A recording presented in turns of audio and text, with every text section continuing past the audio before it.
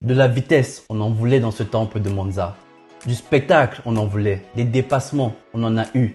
Des combats rapprochés, les amis, c'était un pur régal. De l'ambition, on en a eu et c'était Carlos Sainz qui a tenu plus de 4 tours devant Max Verstappen. Le premier pilote non Red Bull de la saison a réussi cet exploit. Les amis, vous avez compris, on va débriefer le Grand Prix de Monza. Et pour cela, avec mon cher acolyte, Franck, je ne le présente plus les amis. Je vous prie de faire une innovation. Franck, bonjour et comment vas-tu? Bonjour Finger. Déjà, bonjour à tous les auditeurs. Les plus assidus d'entre vous auront remarqué une petite amélioration dans ma voix. Je pense que des tympans seront sauvés pour cette édition. Mais sinon, extrêmement génial Grand Prix de Monza avec, comme d'habitude, la faveur des tifosi qui nous ont réchauffé le cœur. Et on va en reparler, mais en plus une pole très bienvenue pour Ferrari dans cette saison difficile. Franchement, je peux rassurer tous les spectateurs et les téléspectateurs. C'est un doux délice de t'écouter enfin avec un micro qui fonctionne. Franchement, c'est une caresse pour les oreilles. Et je t'encourage à continuer ainsi. Franck, c'est un plaisir de te rejoindre parce que ce débrief de Grand Prix va être mouvementé. On va y prendre du plaisir. 14 est la note que les téléspectateurs de Canal+ ont donnée à ce Grand Prix. Moi, franchement, ça a été un bon Grand Prix. Le début a été un peu tiède, mais on était tellement accrochés sur la bataille Carlos Sainz-Max Verstappen que, honnêtement, ce Grand Prix, il était un régal. 14 pour moi, c'est un peu faible. Je lui donnerais la même note que le Grand Prix de Zandvoort, 15. Et toi, Franck, quelle note donnerais-tu à ce Grand Prix? Moi, je vais pas te rejoindre. Je lui donnerai un 14. Je pense que c'est une bonne note. Ça reste quand même bien au-dessus de la moyenne. Oui. Comme tu as dit, on a eu un petit moment de relâchement quand même une fois que Max est parti. Oui. Je pense que la tension est un peu retombée. On s'est dit, voilà, c'est reparti. De l'autre côté, tu avais Hamilton qui pouvait nous créer du spectacle, mais qui était bien englué dans le train DRS de Albon. On va en reparler. Donc, finalement, on va en reparler. Donc finalement, il ne se passe rien. Pas un tiers de course, mais je dirais bien un petit quart de course avant les arrows stands qui ont un peu relancé les débats. Bon, je peux comprendre, mais je te rejoins sur le fait qu'on a eu un très bon GP. Et je pense que le 14 le reflète quand même. Très bon GP les amis, c'est parti pour le générique. Restez avec nous.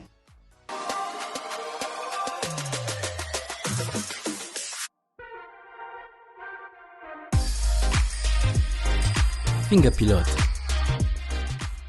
Les amis, merci de nous avoir attendus. Et comme d'habitude, on va avoir notre formule gourmande, les amis. Une entrée, un plat et un dessert.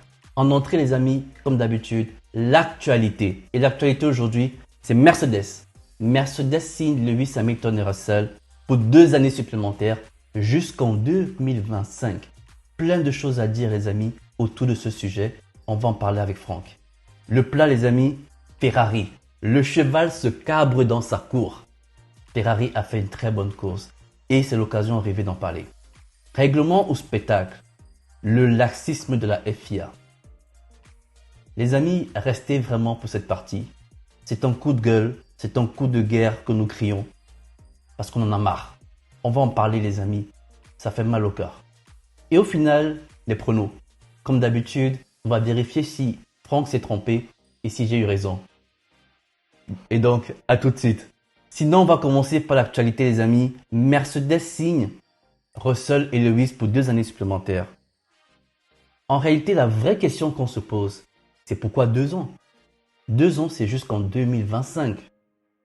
2025, juste avant l'ère 2026, on a une très grande révolution en Formule 1. Est-ce réellement stratégique? Ou c'est juste pris comme ça et on se dit on verra? Moi, je pense clairement que derrière cette signature, il se cache quelque part un jeu. J'ai l'impression que Lewis et Russell ont envie de voir si Mercedes est capable de leur fournir une bonne voiture. Les amis, j'ai préparé quand même quelques informations importantes que j'aimerais partager avec vous avant de lancer Franck sur ce sujet. Je tiens à vous rappeler que chez Ferrari, Leclerc et Sainz ont leur contrat jusqu'en 2024. Perez chez Red Bull, c'est jusqu'en fin 2024. Piastri, fin 2024. Ocon, fin 2024. Gasly, fin 2024 avec une option en 2025. Plein de pilotes sur la grille aujourd'hui ont leur contrat qui s'achève vers fin 2024. Je n'ai pris que des pilotes que j'estime un peu top team. On peut se dire quelque part que Mercedes a bloqué la porte pour 2025 pour ses pilotes pour s'assurer d'avoir Lewis et Russell, ne serait-ce que pour l'année 2025. Mais en 2026, les amis, une nouvelle écurie rentre. Et là, ce sont des portes qui peuvent s'ouvrir. J'aimerais également vous dire que Norris également a un contrat jusqu'en fin 2025 comme Lewis Hamilton et Russell.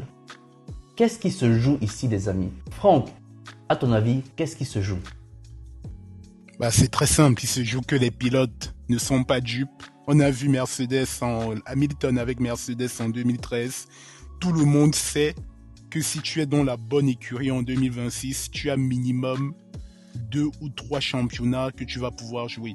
C'est une révolution moteur, c'est pas une révolution aéro. Aéro, tu peux voir à peu près comment les équipes dominantes a fait et répondre rapidement. Dans une révolution moteur, celui qui va venir avec 20, 30 chevaux en plus que la concurrence va écraser le championnat. Donc je pense que du côté d'Hamilton et Russell, Hamilton surtout qui n'a plus beaucoup de temps devant lui, il s'est dit, là actuellement il n'y aura pas pour les 2 prochaines saisons une écurie capable de me donner une voiture pour gagner autre que Mercedes, parce que Ferrari est aussi en retard que Mercedes. Depuis 2 ans, on voit que on voit que leurs résultats sont assez proches. Et du côté de Russell, on ouvre aussi la porte et on l'aligne un peu sur Hamilton. Moi, je vois surtout, et je vais te relancer là-dessus, un signal tiède un peu envoyé en Russell en disant « On croit que tu es notre avenir, mais on garde encore le vieux roi à côté de toi. » Alors qu'on s'attendait à un Vettel où Russell arrive, il bat Hamilton, et derrière, Mercedes essaye petit à petit à se débarrasser d'Hamilton. Donc ça veut dire que Russell va devoir prendre le pouvoir durant la période de pilotage d'Hamilton et s'imposer.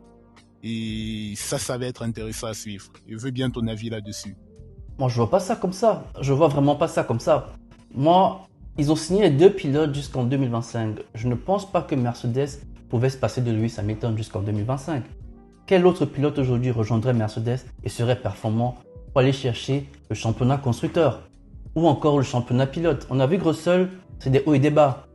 Depuis le début de la saison, il n'est pas au même niveau que son coéquipier. Lewis Hamilton a clairement pris l'ascendant, même si à Monza, Russell s'est réveillé et il fait une belle course. Mais clairement, Hamilton devait re-signer. Pour moi, il n'y a pas de question qui se posait. La vraie question, c'était jusqu'à quand? J'aimerais quand même te relancer. Hamilton avait dit « Je me sens jeune et je peux encore courir quelques années ». Ces quelques années, pour moi, ce n'était pas 2 ans. Donc clairement, il y a un coup de pression qui est mis à Mercedes. Hamilton qui dit « Si vous n'êtes pas prêt en 2020, fin 2025, en 2026, je me tourne vers l'écurie qui pourrait me donner mon 8e titre ». Russell, par contre, c'est là où je suis un peu dubitatif. Russell, pour moi, devait avoir un +3, voire un +4. S'il est l'avenir de Mercedes, pourquoi est-ce qu'il a 2 ans? Est-ce que lui également, il a besoin de se donner une chance pour partir ailleurs? Est-ce que Russell serait aussi vicieux que ça? Lui qui a toujours rêvé rouler chez Mercedes? Ou est-ce que Mercedes, justement, est en train de perdre la boule et se dit qu'elle peut récupérer un pilote plus talentueux que Russell, se disant que Russell, au final, n'est pas aussi bon que ce qu'il prétendait être? Moi, je me pose vraiment cette question. Pourquoi est-ce que Russell n'a pas 3 ans? Pourquoi il n'a pas 4 ans? Pourquoi les 2 pilotes ont un contrat qui s'arrête en 2025? Qu'est-ce que tu en penses? Je te rejoins complètement sur l'incompréhension côté Russell. Je pense intimement que côté Russell, on n'essaye pas de jouer la carte du vice. C'est un pilote encore jeune, je crois qu'il arrive à peine dans ses 25 ans.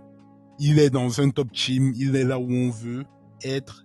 Donc je pense que lui, de son côté, on ne pense qu'à sécuriser, surtout que Mercedes peut lui donner le montant de contrat qu'il veut. Donc je pense que c'est clairement du côté de Mercedes où on ne se mouille pas non plus trop en bloquant toutes les chaises. On sait qu'on ne sait jamais, un Leclerc peut s'ouvrir, un Verstappen, pourquoi pas, si Red Bull prend un mauvais virage en 2026. Un Verstappen, il faut aussi Mercedes. voir.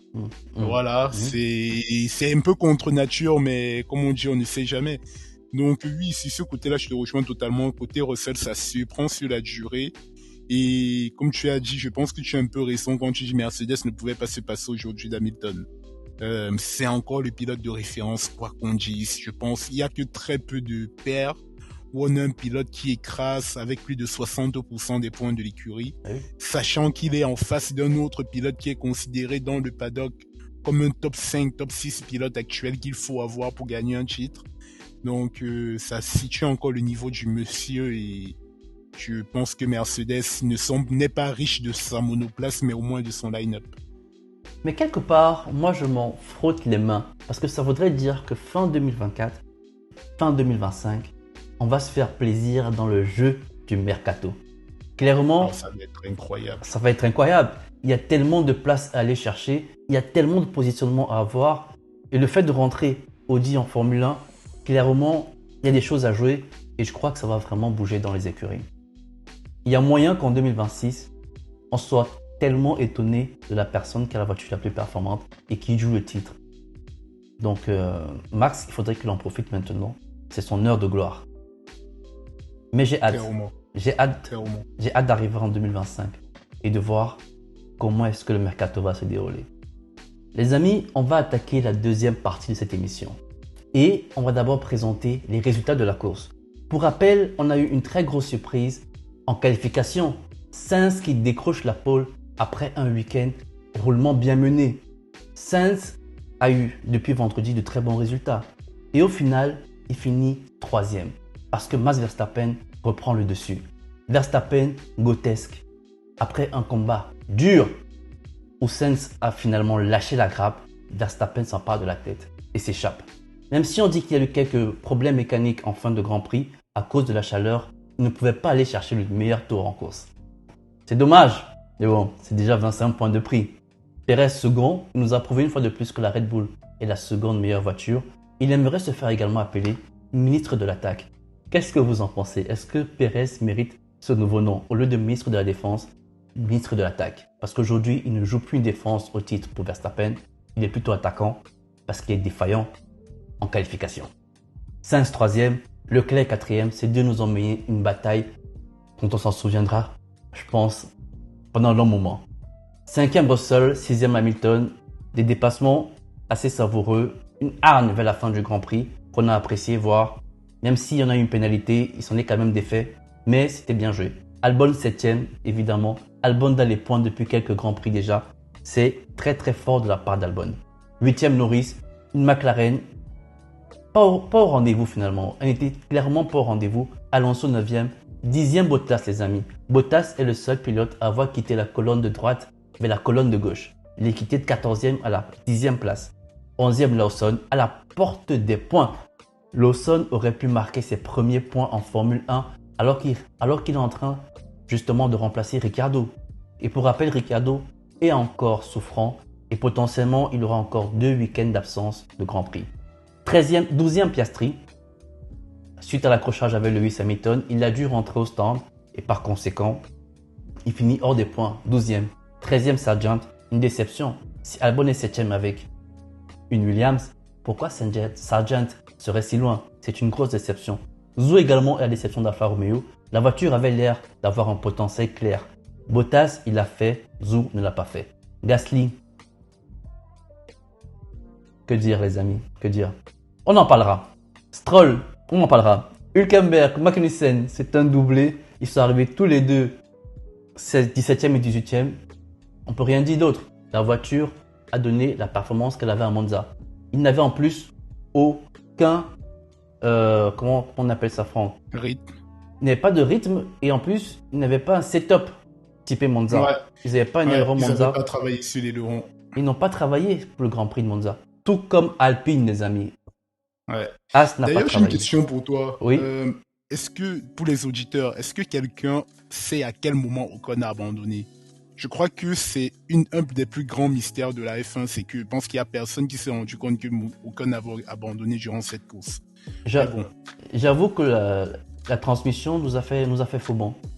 Eux qui ont l'habitude de filmer ce qui se passe dans les stands et oublier ce qui se passe dans la piste, cette fois-ci, ils étaient trop concentrés à regarder les combats devant. Mais Bien clairement, j'ai vu qu'Ocon a abandonné quand il est arrivé au micro de Canal+. Donc clairement, Clairement, il y a eu un loupé. Il y a eu un gros loupé. Ouais. Les amis, si vous avez vu Ocon a abandonné, dites-le nous en commentaire et à quel tour, ce serait intéressant. Ça, Et Tsunoda également qui a abandonné dès le tour dès de le tour formation. de formation. Voilà. Les amis, bref rappel du championnat pilote. Max Verstappen s'échappe une fois de plus. Perez également court derrière lui, mais c'est pas suffisant. Il ne pourra jamais le rattraper, mais très très beau Grand Prix de Sergio Perez. Alonso, 170 points, il se fait rattraper par Hamilton, qui revient à 6 points de ce dernier. Sainz s'échappe encore un peu plus de Leclerc, après avoir pris l'ascendant suite au Grand Prix de Zandvoort. Les amis, est-ce que Leclerc va réussir à maintenir sa place devant Sainz? J'ai l'impression que Sainz est en train de s'installer comme le vrai premier pilote de chez Ferrari. Dites-moi en commentaire ce que vous en pensez, mais Sainz joue un très gros coup. Russell, juste derrière, en embuscade derrière Leclerc. Norris, un peu Qui vit stagnation. sa vie tout seul. Il vit sa vie tout seul exactement. Il se bat avec personne, si ce n'est avec lui-même. Stroll, les 47 points, ok, mais bon. Ça dure depuis très longtemps. Ça ces dure 47 depuis un points. petit moment. Depuis un petit moment. Gasly 37, je pense qu'il est juste chanceux qu'Oscar Piastri ne soit pas entré dans le top 10. Mais Gasly, ça ne va pas tenir longtemps. Sinon, ça voudrait dire qu'Alpine performe. Mais non. Donc Gasly viendra, il arrivera. Championnat constructeur, évidemment, Red Bull. Très loin. Mercedes juste derrière. Ferrari qui se rapproche de Mercedes avec cette troisième et quatrième place. C'est On vraiment peut un gros revivre coup. 2022, hein, En revue avec 2022. une lutte. Ouais. Qui va finir deuxième au championnat constructeur? Aston Martin, évidemment, je crois que c'est terminé. On ne peut plus Ouais. croire qu'Aston Martin pourrait revenir chercher Ferrari. Surtout si Stroll ne se met pas le doigt dans le... Pour avancer. Du coup, McLaren 115 points. Évidemment, ils vont finir là, je crois. Je ne pense pas qu'ils rattraperont Aston Martin, sauf si Alonso décide de végéter hors du podium. Lui qui a fini hors du podium après sa promesse suite au Grand Prix de Sa Spa. quatrième promesse. Il n'en fait que des promesses et il ne les tient pas. Au final, Alonso, il descend dans mon estime. Hein. Il descend un peu dans mon estime. Donc voilà le classement écurie, les amis. Premier enseignement. Le premier enseignement de la journée, c'est Ferrari, le cheval se cabre dans la cour. Le cheval se cabre dans la cour. Ferrari a montré qu'elle était présente au Grand Prix de Monza. Ils ont montré qu'ils avaient travaillé, ils avaient développé une voiture forte. Carlos Sainz, une pole impressionnante, dominante tout le week-end, fort en course. Charles Leclerc, un peu à la ramasse derrière Sainz, mais clairement c'était la deuxième force derrière les Red Bull. Ils nous ont fait plaisir. Une arrivée ensemble, troisième, quatrième. Quoi de plus beau, les amis? Ferrari a montré qu'elle était présente. Ils ont fait plaisir aux tifosi. Après bien de douleurs que le cœur des tifosi ont pu endurer, Ferrari a redonné le sourire. Franck, qu'as-tu pensé de la prestation de Ferrari? Non, c'est une prestation digne d'une équipe à domicile.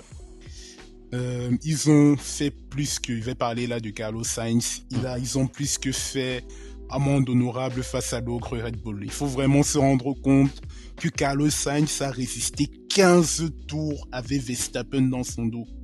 Ce n'est jamais arrivé cette saison par un pilote non Red Bull. D'habitude, c'est clignotant sur la droite, on laisse passer Max, on veut pas perdre de temps. Mais là, pour la première fois, il s'est réveillé, il s'est dit, je vais aller la gagner. C'était très ambitieux, trop ambitieux même, mais ça réchauffe le cœur.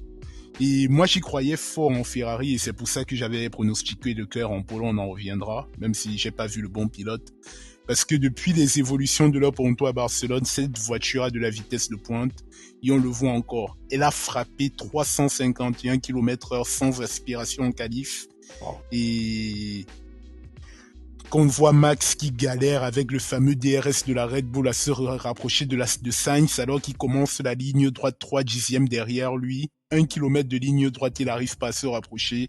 Ça vous situe à peu près où en est le cheval cabré quand il déploie ses ailes. C'est très bien que tu fais référence à la vitesse de pointe parce que je voudrais mettre juste en évidence, tu as dit 351 km/h sans aspiration et sans DRS. C'est bien cela? Avec DRS. Avec pour la DRS. qualif. On Ouais. rappelle que Lewis Hamilton a fait 359 km/h avec DRS et en pleine aspiration. La Et Ferrari, avec clairement, le RS déchargé, avec il la a batterie complètement carburé, déchargée à voilà. fond. Donc clairement, la Ferrari, elle avait un rythme de fou en ligne droite.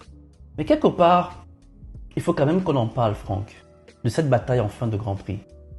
Comment l'as-tu trouvé? Est-ce que tu penses qu'il aurait fallu sceller les positions, que les deux pilotes n'auraient pas dû se battre? Qu'est-ce que tu en as pensé? Approche pragmatique du directeur d'écurie, pour moi, tu scelles les positions dès lors que Perez s'est échappé. Mais en tant que fan, on va pas se mentir, ce combat, c'était le bonbon de la fin de course. Parce Oui. qu'une fois que Hamilton a passé Albon, il n'y avait plus que ça à se mettre sous la dent et les deux ont joué vraiment avec la limite. Leclerc l'a dit en conférence de presse, il comprend que de l'extérieur, il y en a plus d'un qui ont fait une crise cardiaque. Les blocages de roues, les mouvements en zone de freinage. On va parler de la FIA. Bon, nous maintenant on en parle en étant heureux, on en sera un peu moins qu'on va tirer le bilan de cette course. Mais clairement, ils ont régalé. Chapeau à Vasseur qui laisse des pilotes se battre alors qu'il y a 29 points, allez, 15 plus 12, 27 points à ramener. Chapeau Vasseur, parce que beaucoup, voire aucun team principal n'aurait laissé ça. Impossible. Vasseur, un directeur de course 2.0 alors, quelque part. Clairement. Il apporte une autre mentalité. Tout à Mais fait. je pense qu'il peut se le permettre tant que la voiture ne gagne pas des courses. C'est un vent de fraîcheur, Fred Vasseur. Mais je t'avoue que Fred Vasseur, pour moi, est énigmatique. Je ne sais pas si tu t'es rendu compte, depuis ces derniers Grands Prix, Fred Vasseur affiche une certaine aire décontractée. Même quand Ferrari ne performe pas, qu'ils ont des problèmes de rythme, de dégradation des pneus, Fred Vasseur a l'air serein. L'équipe a l'air sereine, Leclerc a l'air serein, Carlos a l'air serein. Est-ce que quelque part, ils n'avaient pas préparé leur coup de Monza? Est-ce que quelque part, depuis quelques Grands Prix, ils ne sont pas en train de travailler pour justement offrir pour cette saison un Grand Prix à Monza qui fait plaisir aux tifosi? Moi, j'ai l'impression que c'est un travail qui est fait depuis un petit moment où ils se disent la vitesse de pointe, on la travaille. Arriver à Monza va faire plaisir aux tifosi. Qu'est-ce que tu en penses? Est-ce que tu as une approche un peu similaire de ce calme assez cornélien de Fred Vasseur? Deux choses. Pour la préparation de Monza, nul doute que s'il y a bien une écurie qui prépare Monza, c'est Ferrari. Ils n'ont pas le choix, sinon ils ne rentrent pas chez eux sains et saufs. Ils se doivent de performer. Dites-vous qu'une saison ratée comme 2019 ou en sortie de 2018, on s'attendait à une Ferrari qui joue le titre. La victoire de Leclerc à Monza a ravi tout le monde. Là, Binotto, il est sorti de là comme un héros national. Donc maintenant, pour revenir au calme de Vasseur, je crois qu'un ingénieur Ferrari en parlait, c'était relayé par les médias. Vasseur essaye de changer la mentalité, de vouloir à chaque fois répondre aux coups de pression de la presse italienne. Il leur dit, les gars, on a la voiture qu'on a, on sait qu'on ne va pas forcément performer. Concentrons-nous juste à l'améliorer et arrêtons de trop lire la Gazzetta. Parce que la Gazzetta, c'est le pire ennemi de Ferrari quand Ferrari ne performe pas. C'est clair. C'est eux qui annoncent Hamilton chaque année. C'est eux qui annoncent le départ de Sainz, etc. On les connaît, la Gazzetta. Franck, tout à l'heure, avant le débrief, tu évoquais quand même, quelque part, un point que j'aimerais partager avec tout le monde parce que ce sont les indiscrétions d'avant-enregistrement qui, pour moi, font justement de cette vidéo une vidéo avec une petite pépite. Tu disais, Charles Leclerc, pour toi, a été ta déception de ce Grand Prix. Pas déception de tout le week-end, mais ta déception de ce Grand Prix parce qu'il n'a pas joué team. Est-ce que tu peux nous expliquer pourquoi? Bien sûr. Alors, je pense que la plupart des personnes vont penser que je parle du moment où Xavi, son ingénieur, lui dit « Don't take no risk ». Et Charles continue d'attaquer. Non, moi je parle bien avant ça, au moment où Verstappen est tenu en sandwich par les deux Ferrari. Pour moi, et le sport automobile c'est ainsi, un pilote n'a pas 100% de son pace quand il doit regarder dans ses rétroviseurs. Charles Leclerc avait la possibilité avec Sainz d'étouffer Max Verstappen pour permettre à Sainz de s'échapper. Aujourd'hui, personne ne peut battre Red Bull en 1v1. Et même si je pense que c'est une pilule dure à avaler pour un pilote comme Leclerc, s'il y avait bien un jour où Ferrari pouvait gagner pour moi, c'était hier.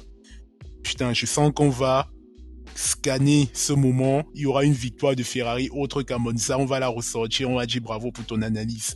Mais je pense que voilà, une équipe n'a jamais été aussi proche de gagner qu'hier. Et il aurait fallu un Leclerc qui reste en contact avec Verstappen pour être toujours à portée d'undercut, et 2, qui lui mettent la pression pour faire regarder Verstappen dans ses rétros afin que Sainz ait un peu plus d'air libre. Je comprends ton point de vue. Je t'ai pas coupé, j'espère. Non. Je comprends ton point de vue. Donc Leclerc, pour toi, il a fait son égoïste. Il s'est dit, je sais que Max va te prendre. Vas-y, amuse-toi. Quand tu as fini de faire mumuse avec tes pneus, moi je t'attaque également pour prendre la deuxième place et monter sur la deuxième boîte sur le podium. Est-ce que ce n'est pas l'égoïsme de tout pilote? Est-ce que tu crois qu'aujourd'hui, il joue vraiment à c'est toi, mon coéquipier, qui ira chercher la victoire? Chaque pilote veut sa victoire et dépasser Max. Je pense qu'ils en ont que foutre du fait que Max Verstappen gagne tous les grands prix. S'ils veulent que quelqu'un gagne un grand prix, eh bien c'est eux. C'est pas forcément l'équipe. Je parle en tant que pilote, je parle pas en tant qu'équipe. Donc clairement, oui, Charles a fait il a fait du pilote en fait. Je pense qu'à moi. Certainement, s'il avait un peu dérangé Max Verstappen, potentiellement, Sainz aurait eu un souffle, aurait pu creuser un peu plus d'écart et potentiellement se garder hors du DRS de Max. Non, pas hors du DRS parce que Max quand même avait un rythme assez fou. Il allait revenir. Mais au moins, on aurait eu un peu plus d'incertitude. Moi, j'espérais vraiment que Charles reste à moins d'1,52 secondes de Max jusqu'au 20e tour, que Ferrari le fasse pit. Et là, je pense qu'on a une course. Si Charles réussit à le faire après, bien sûr, Max s'est échappé, mais s'il avait réussi à le faire, Charles aurait pit en premier. Enfin, si les stratèges de Ferrari ne sont pas fous, il le faisait pit en premier et Sainz allait pit juste après. Et là, Max allait se retrouver, dans tous les cas, soit avec une ou deux Ferrari à dépasser. Et là, ça aurait été le scénario catastrophe. C'est clair. Mais bon, tu connais, refaire la course après la course, c'est notre fond de fabrique ici. Mais évidemment, la fabrique Finger Pilot. Mais écoute, quelque part, pour finir sur Charles Leclerc, je l'aime bien, je l'aime vraiment, mais je trouve quand même qu'il m'a déçu. Ce week-end, Carlos Sainz a été vraiment le numéro 1. Il a mené l'équipe d'une main ferme depuis le vendredi. Il paraît même que Charles a pris le setup de Carlos Sainz pour la course et la qualification. On sait pour te dire à quel point... Il a au micro de Canal que Sainz était plus rapide ce week-end, tout le week-end. Et c'est bien dommage. Enfin, moi j'attendais un combat tous les deux avec une victoire de monsieur Charles Leclerc. Charles Leclerc dit qu'il a économisé ses pneus pendant que Perez se battait avec Sainz, etc. Pourquoi à la fin, avec des pneus plus frais, deux voitures égales, tu n'arrives pas à prendre le DRS et dépasser ton coéquipier? C'est comme si Lewis Hamilton se rapproche de Russell et il n'arrive pas à lui porter une attaque. La seule attaque que Charles Leclerc a réussi à porter, il a même dépassé Carlos Sainz, il se rate au freinage. Donc clairement, il a manqué de finition. Franchement, Charles, ce Grand Prix de Monza, c'est la troisième parce que la voiture était clairement la deuxième force du plateau. C'est la quatrième autant pour moi parce que la voiture était clairement la deuxième force du plateau. Mais je suis déçu parce que Charles ne s'est pas mis à la hauteur de Sainz. Il n'a pas montré en fait qu'il pouvait être au-dessus de Sainz. Il n'a pas prouvé. Là où on attendait vraiment que Charles nous prouve qu'il mérite vraiment le poste de numéro 1. Je suis sûr que tu seras d'accord avec moi. Ah, clairement. Et pour conclure sur cette partie, Vasseur, on dira ce qu'on veut parce qu'on disait oui, Binotto n'a jamais pris de parti entre Sainz et Leclerc. Vasseur, il a arrivé, il a posé la couleur, il a mis Leclerc dans un cocon. Il a dit c'est lui, c'est toi, tout ce que... Il a vraiment mis Charles sur un piédestal. Et quand on regarde le championnat, Leclerc ne réussit pas à tuer le débat qui est meilleur entre Sainz et moi. Et c'était important pour la politique de Vasseur de dire ok, vous avez vu, je l'ai mis bien comme il faut. Il a vraiment tué Sainz et maintenant on va suivre Leclerc. Aujourd'hui, je ne sais pas combien de points il y aura à la fin entre les deux. C'est bien beau les duels en qualif. On sait que Charles est un monstre en qualification. Mais dans les points, Sainz, jusqu'aujourd'hui, il peut aller dans le bureau de Vasseur et dire « Mon gars, je suis au mieux, au pire, un bis et au mieux, ton pilote numéro 1, ton top driver, comme il aime dire. » Exactement. Charles donne du fil à retordre à Vasseur. Charles Ferrari se cabre, alors on aimerait que ce soit toi qui sois sur le dos du cheval cabré. Les amis, on attaque le deuxième point. La FIA. Règlement ou spectacle. Ce laxisme continue. Les amis, il y a un an, Finger Pilot faisait une vidéo sur la FIA où il louait la FIA parce qu'elle avait réussi à finir le Grand Prix de Monza sous safety car, comme 10 Grands Prix auparavant. Cette année, les amis, depuis 2021-2022, on a l'impression que la FIA est laxiste.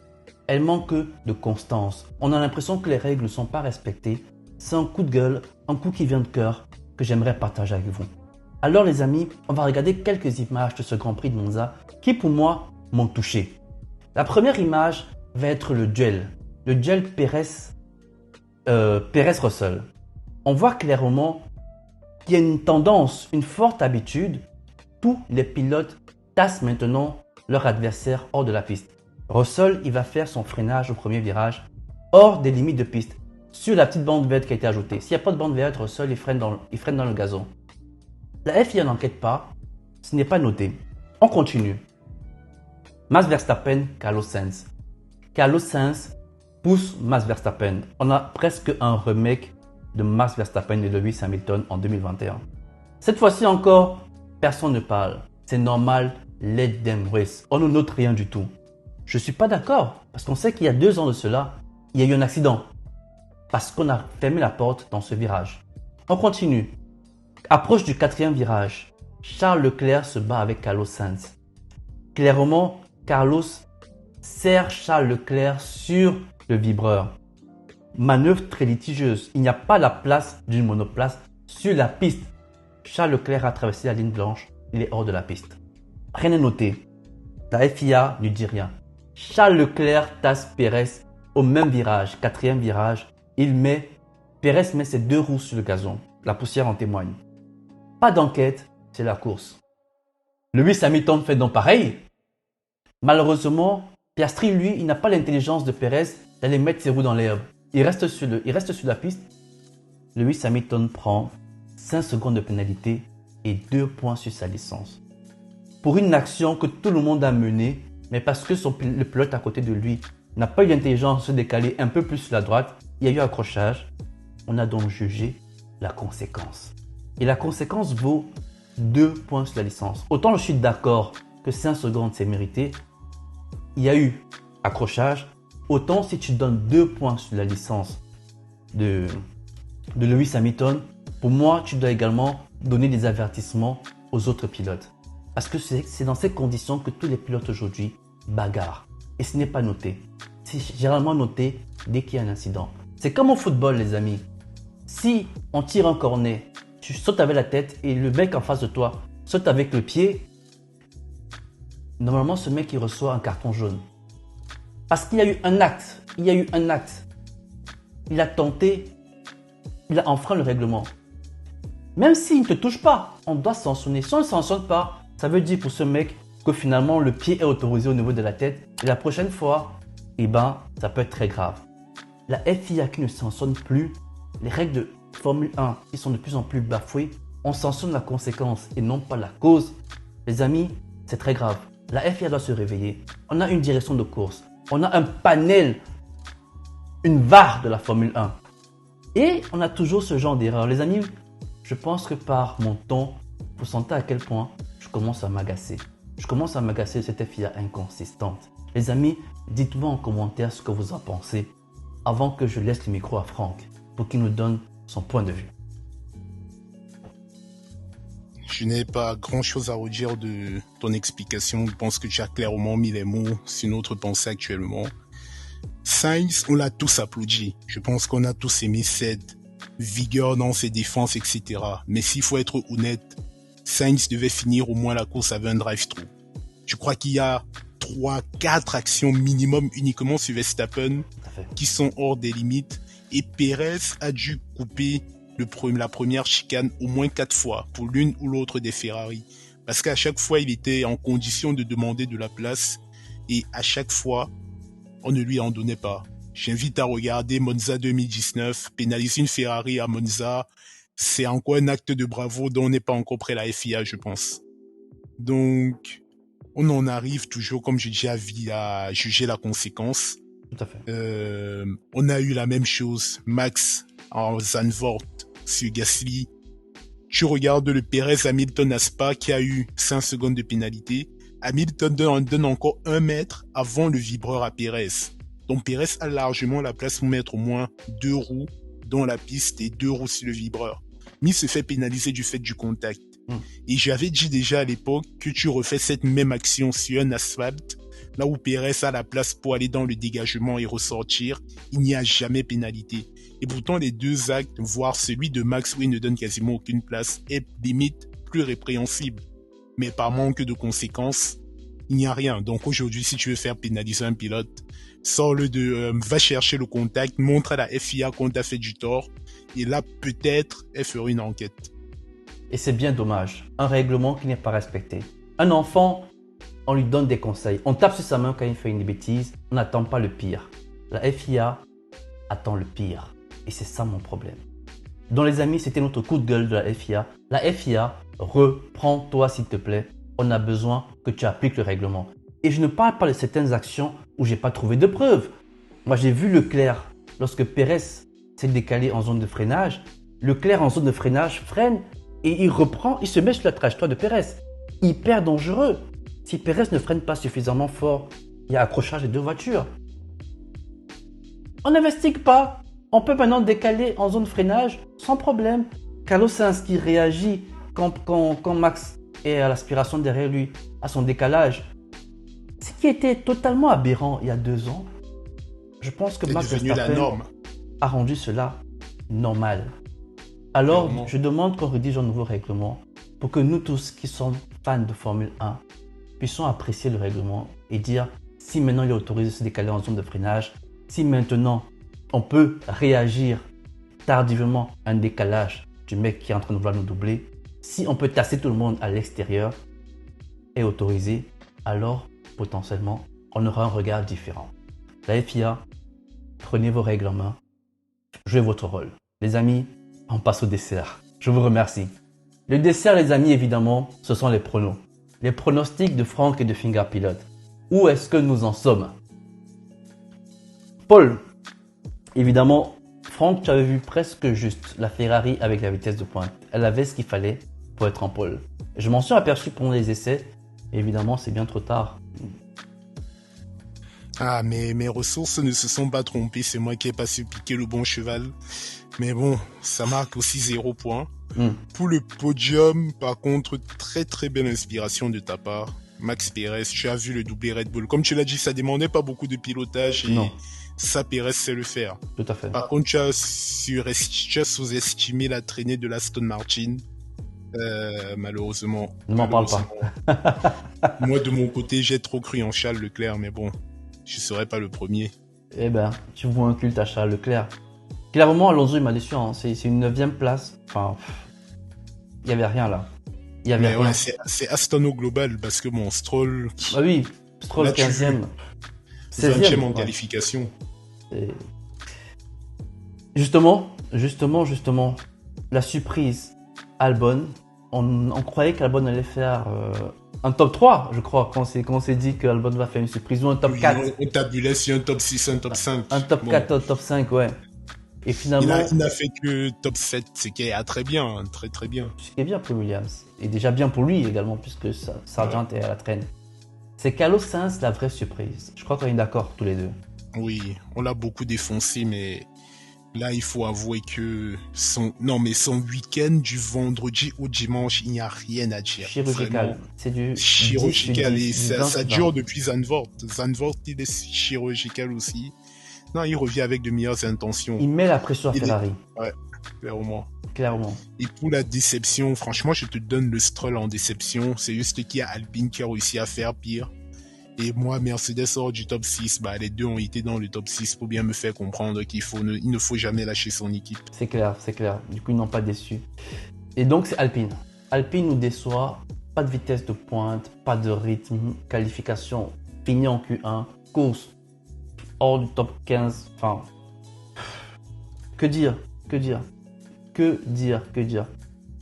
À part Alpine doit se reprendre. Est-ce que c'est vraiment le moteur? Non, je crois pas. Honnêtement, je crois qu'il y a des problèmes un peu plus structurants. On disait tout à l'heure qu'Alpine n'avait pas un setup typé Monza. Donc clairement, ils avaient trop d'appui sur la piste. Est-ce qu'ils veulent justement nous faire gober le fait que il manque de puissance en venant clairement se tirer une balle dans le pied?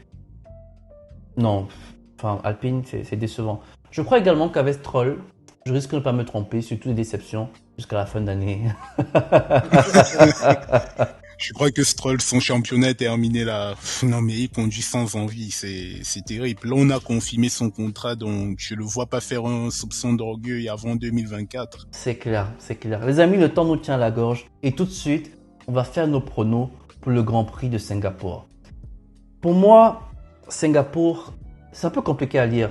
Parce que vu les dernières modifications qui ont été apportées, il y a 2 virages où j'estimais que mon pilote... 4. 1, 2, ouais, 4.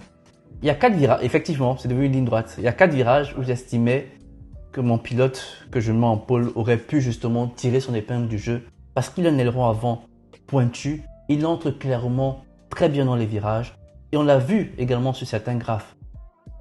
À Monza, Lewis Hamilton est clairement supérieur en entrée de virage par rapport à la Red Bull. Donc moi, vous avez compris, mon pilote en pôle, ce sera Lewis Hamilton malgré cette modification qui va un peu quelque part lui poser un petit frein. Lewis Hamilton en pôle. Toi, tu en penses quoi? Je suis totalement d'accord avec toi, mais pour ne pas faire de doublon, je vais mettre Russell. Je pense qu'il a montré de meilleures choses depuis le début de la trêve. Il a dit qu'il se remet à retravailler la qualification, donc je compte sur lui. Très bien. Donc, on est sur une pôle Mercedes, une pôle bouclée Mercedes. Je vous rappelle, les amis, il y a quelques grands prix de celle-là. Je disais, Red Bull sera vaincu. Et mon analyse donnait Singapour, le Grand Prix où Red Bull sera vaincu. Donc clairement, vous imaginez mon podium. Mon podium, c'est Max. Non, ça c'est l'habitude les amis, c'est l'habitude. C'est l'habitude, c'est l'habitude. Mon podium, c'est Lewis, Max, Alonso. Alonso, une voiture, une piste que je crois pourrait satisfaire Alonso.